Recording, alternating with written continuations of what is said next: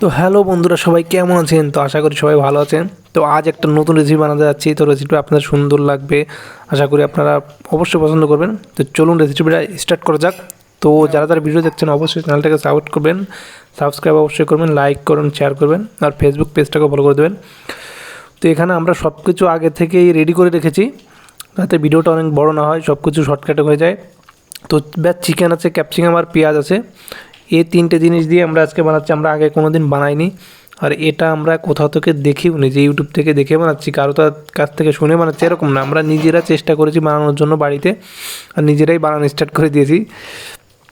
ঠিক আছে, তো চলো দেখা যাক কয় পিস হয় এখানে। অবশ্য 10জন লোক আছি আমরা, মানে বাড়িতে যে কজন আছে আর আমরা কজন দিয়ে সবাই দিয়ে 10জন লোক আছি।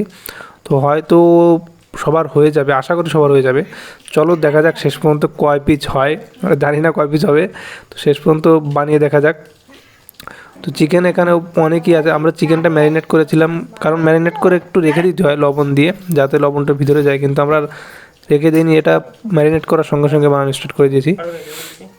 তো এখানে আমাদের চিকেন ছাড়াটা বানানো কমপ্লিট হয়ে গেছে, মানে ভাজার আগের প্রসেসটা কমপ্লিট হয়ে গেছে। তো এখানে কয় পিস হয়েছে এখনও গোনা হয়নি, দেখি এটা লাস্ট আছে, এটা বানানো হলেই হয়ে যাবে। তো এখানে আমাদের ক্যাপসিকামটা কম হয়ে গেছে, কারণ মাংস এখানে 2-3 পিস থেকে যাচ্ছে, ক্যাপসিকামটা কম হয়ে গেছে। চলো তাও যে কটা হয়েছে হয়তো সবার হয়ে যাবে, আশা করি 12-13 পিস তো হবেই। তো চলো এটা বানানোর পরে গুনে দেখা যাক কয় পিস হয়েছে। তো দেখো দেখতে কতটা সুন্দর লাগছে। আমরা বাড়িতে ফার্স্ট টাইম বানাচ্ছি এটা, মানে কোথাও থেকে দেখেও নি শিখেও নি যে কী করে বানাচ্ছি, আমরা ফার্স্ট টাইম বানাচ্ছি। তো এটা দেখো এখানে 16 পিস আছে। তো 16 পিস হয়েছে, 10জন মানুষ 16 পিস হয়েছে। তো সবার হয়ে যাবে, এক এক পিস করে তো হবেই, 2 পিস করে প্রায় হয়ে যাবে। ঠিক আছে, আর এখানে দেখো আমরা বেসন দিয়েছি, বেসনটাও রেডি হয়ে গেছে। এবার এটাকে বেসনের ভিতর দিয়ে আমরা কড়াইতে দেবো, এটা দুবার দেবো। ঠিক আছে, ফার্স্ট টাইম হালকা করে ভাজবো, ভাজার পরে নেক্সট টাইম আবার দেবো। চলো কড়াইতে দিই। তো এটা দেখো ভাজা স্টার্ট হয়ে গেছে। এর দেখতে এত সুন্দর লাগছে না, খেতেও যে না জানি কত সুন্দর লাগবে। চলো, তো এটা আমরা ফার্স্টে একবার ভাজা হবে, নেক্সট টাইম আবার দেবো ওকে। তো আমাদের ভাজাটা প্রায় কমপ্লিট হয়ে গেছে, দেখো মানে এক পাশ দিয়ে ভাজা হচ্ছে আর এক পাশ দিয়ে খাওয়া স্টার্ট হচ্ছে, এখানে এই জন্য এখানে অল্প কিছু রয়েছে।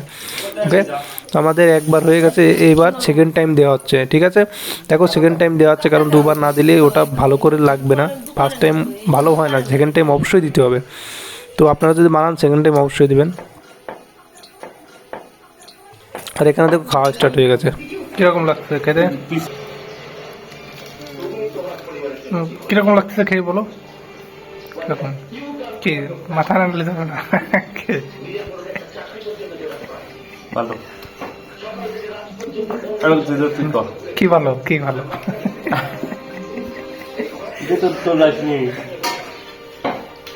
খেয়ে মোটামুটি ভালো হয়েছে। গরম নাকি দাঁত নাকি?